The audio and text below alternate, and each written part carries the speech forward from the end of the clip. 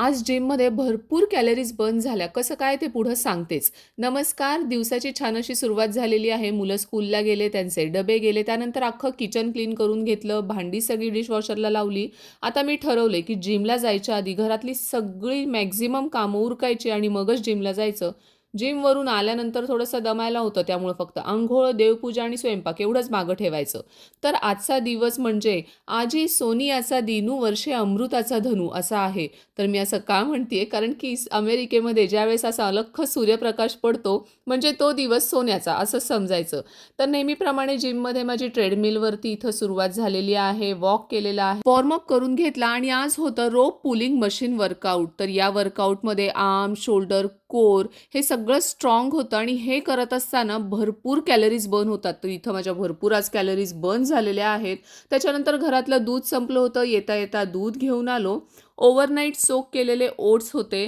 ब्रेकफास्टला तेच खाऊन घेतले. देवांश स्कूलवरून घरी आल्यावर मला म्हटलं, आई मला भाजीपोळी नको, मला आज ऑमलेट खायचे, पण जरा वेगळ्या पद्धतीचं कर. म्हटलं आता वेगळ्या पद्धतीचं काय करू? ठीक आहे म्हटलं.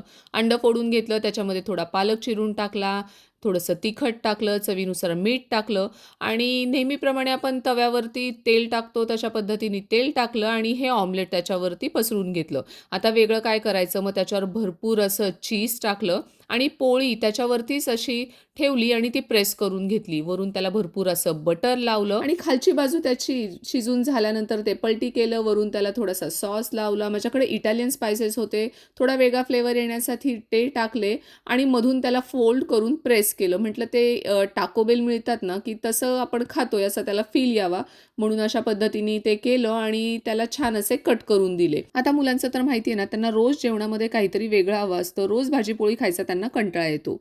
तर आता मी रिसेंटली ट्युलिप गार्डन फेस्टिवल बघून आलेली आहे. तर त्याचा लाँग व्हिडिओ मी माझ्या चॅनलवर अपलोड केलेला आहे. खाली त्रिकोणी बटनावरती क्लिक करा आणि तो लाँग व्हिडिओ नक्की बघा, तुम्हाला आवडेल.